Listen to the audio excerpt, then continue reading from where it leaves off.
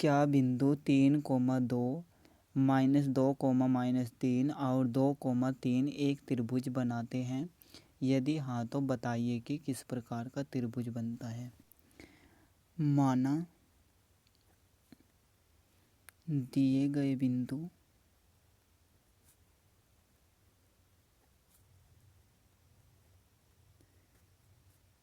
देखिए यहाँ पर ये बिंदु दे रखे हैं, इनका कोई भी नाम नहीं है लेकिन निर्देशांक इनके दे रखे हैं, तो यहाँ पर हम इनके नाम रख लेते हैं ABC या फिर PQR। P के निर्देशांक हो जाएंगे 3,2, Q के निर्देशांक हो जाएंगे -2, -3 और R के निर्देशांक हो जाएंगे 2,3। तो इन तीन बिंदुओं से एक त्रिभुज बनेगा। मान लो कोई त्रिभुज इस तरह का बन गया, PQR। निर्देशांक रख देंगे 3,2, -2, -3, यह हो जाएंगे 2,3। अब सबसे पहले हमें यहाँ पर यह बताना है कि जो यहाँ पर तीन बिंदु दे रखे हैं इनसे एक त्रिभुज बनता है या फिर नहीं। त्रिभुज होने के लिए तीन कंडीशंस जरूरी है, यानी कि दो भुजाओं का योग तीसरी भुजा से ज़्यादा आना चाहिए।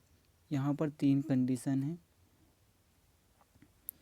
तो सबसे पहले हम इन भुजाओं की दूरी को ज्ञात करेंगे।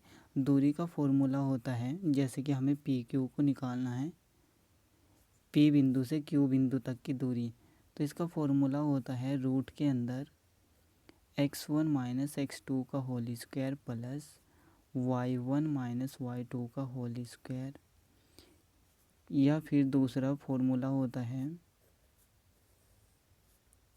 x2 - x1 का whole square plus y2 - y1 का होल स्क्वायर। इन दोनों में से किसी भी एक फॉर्मूले का यूज कर सकते हैं दो बिंदुओं के बीच की दूरी निकालने के लिए। PQ को निकालेंगे।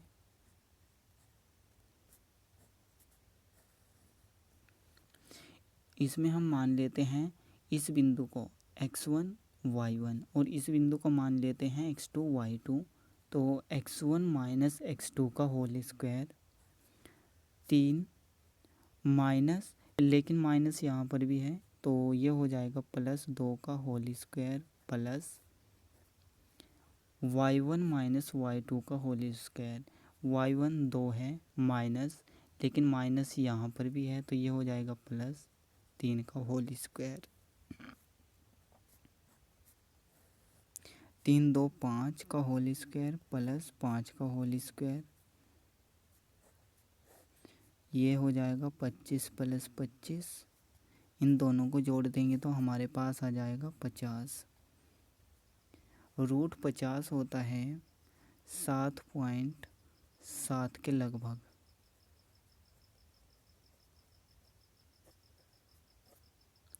अगर हम 50 का रूट निकालें तो हमारे पास आएगा 7.07। QR को निकालेंगे।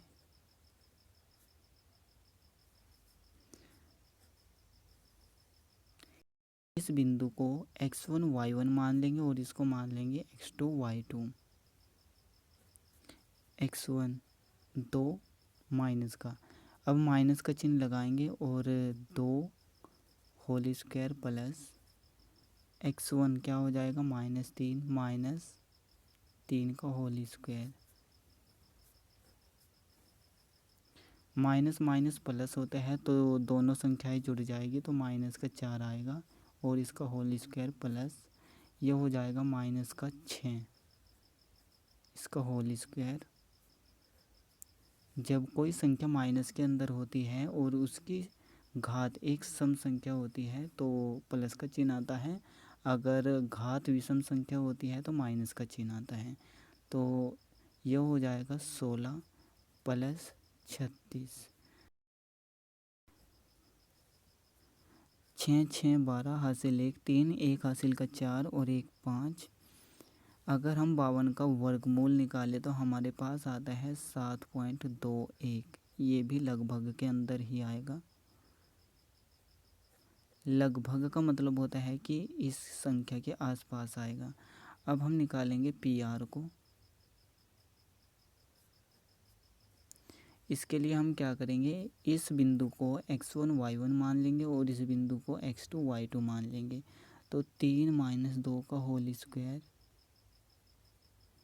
प्लस 2 - 3 का होल स्क्वायर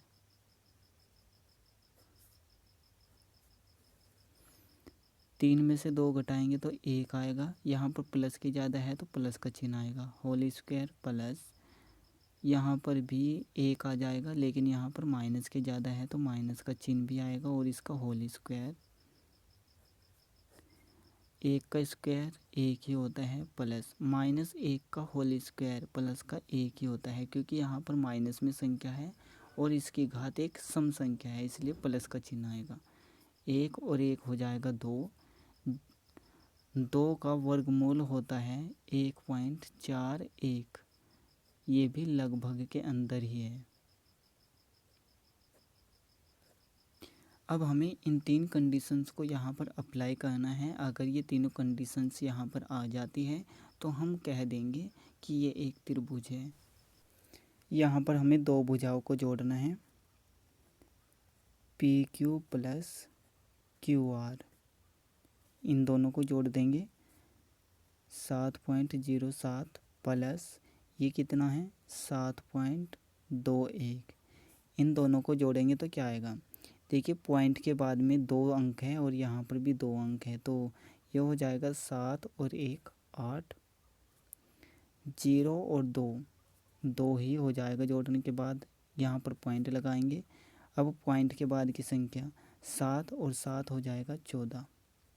अब देखिए तीसरी भुजा क्या है 1.41, तो इन दोनों का योग जो है तीसरी भुजा से ज़्यादा आया है, तो यहाँ पर ये ग्रेटर देन का चिन्ह लगा देंगे और यहाँ पर 1.14 को लिखेंगे। तो यहाँ से हमारे पास क्या आया, जो P Q plus Q are निकाला हमने, ये बड़ा आया किससे, पी आर से। ये हो गई पहली कंडीशन। अब दूसरी कंडीशंस, इन दोनों को जोड़ेंगे और इस भुजा से बड़ा लाना है, यानी कि होना चाहिए Q R plus P are बराबर 7.21 प्लस 1.41 1.41। 1 और 1 हो जाएगा 2, 2 और 4 6, पॉइंट लगा देंगे। पॉइंट 2 अंकों के बाद में है, ठीक है। 7 और 1 हो जाएगा 8। अब देखिए इन दो संख्याओं का योग, यानी कि 2 भुजाओं का योग किससे बड़ा आया है, तीसरी भुजा से, इससे ये बड़ा है 7.07 से। तो यहाँ से क्या आया, Q R plus P are बड़ा है किससे, पी क्यू से। अब तीसरी कंडीशन को हमें अप्लाई करना है। अब हमें इस वाली भुजा को और इसको जोड़ना है और दिखाना है कि इन दोनों का योग इस भुजा से बड़ा आता है या फिर नहीं। P R plus P Q बराबर, पी आर कितना है 1.41 प्लस पी क्यू कितना है 7.07। दोनों को जोड़ देंगे, 1 और 7 8 हो जाएगा। 4 और 0 4, पॉइंट लगा देंगे, 1 और 7 8 हो जाएगा। तो ये बड़ा आ गया तीसरी भुजा से, यानी कि 7.21 से बड़ा आ गया। तो यहाँ से क्या आया, 2 भुजाएं कौन कौन सी ली थी, P R plus P Q. ये बड़ा आया कौन सी भुजा से, तीसरी भुजा से, यानी कि क्यू आर से। तो यहाँ पर लिखेंगे चूँकि ये तीनों कंडीशंस यहाँ पर अप्लाई हो चुकी है, इसलिए जो हमारे त्रिभुज के शीर्ष थे पी क्यू आर यानी कि बिंदु थे, तो उन तीनों बिंदुओं से मिलकर एक त्रिभुज बन जाता है। बिंदुओं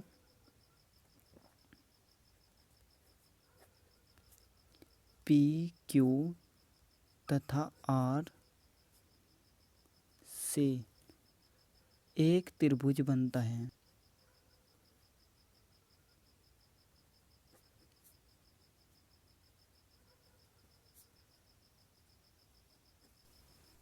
अब आपको यहाँ पर ये भी बताना है कि ये त्रिभुज किस प्रकार का त्रिभुज बनता है, यानी कि समबाहु त्रिभुज, विषमबाहु त्रिभुज या फिर समद्विबाहु त्रिभुज, या हो सकता है समकोण त्रिभुज, न्यूनकोण त्रिभुज, अधिक कोण त्रिभुज, या फिर हो सकता है समद्विबाहु समकोण त्रिभुज, या हो सकता है समबाहु समकोण त्रिभुज।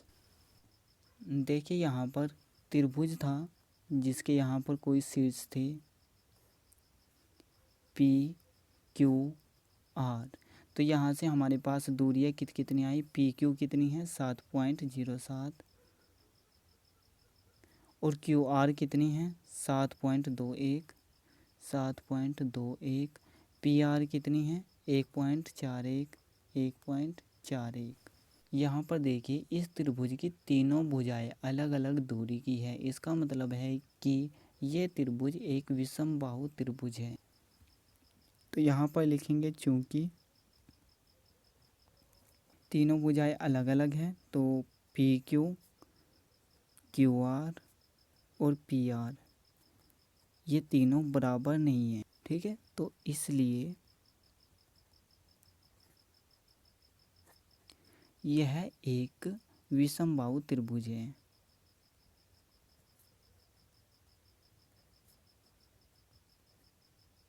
विषमबाहु त्रिभुज।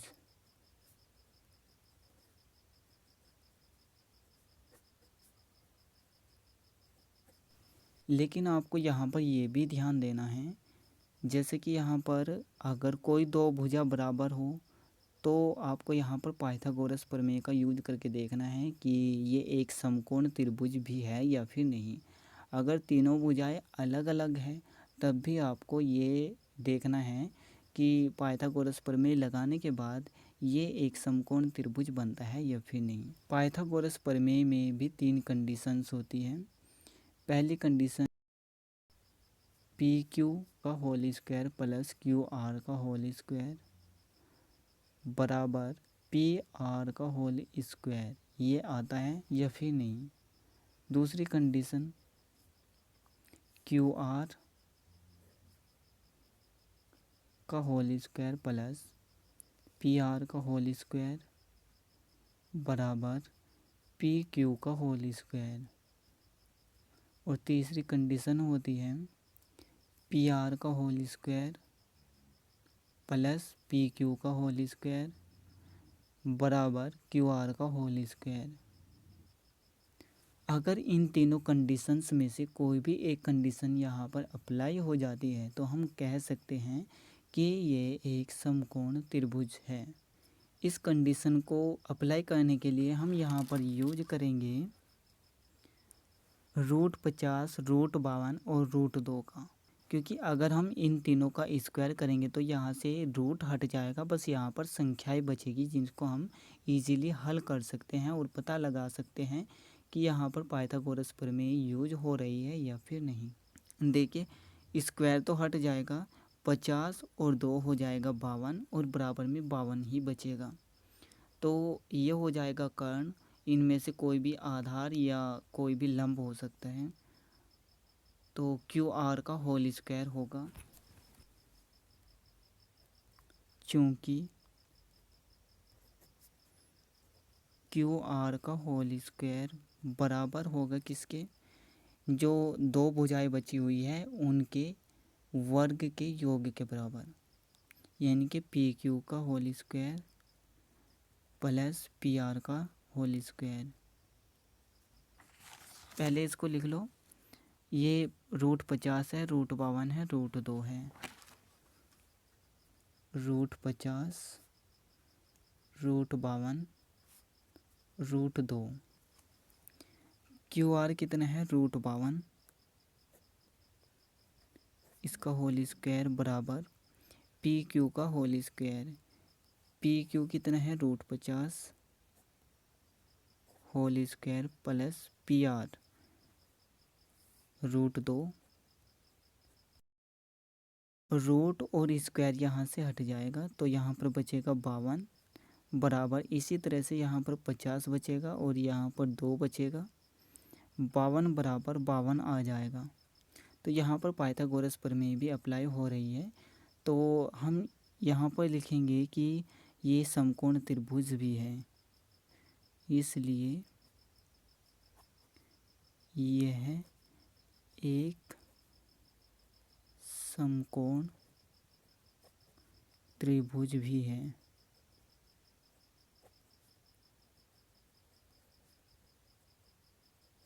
सबसे लास्ट में लिखेंगे कि ये एक विषमबाहु भी है और समकोण भी है, और बाद में त्रिभुज तो है ही है, तो इसका नाम हो जाएगा विषमबाहु समकोण त्रिभुज। अतः यह एक विषमबाहु समकोण त्रिभुज है।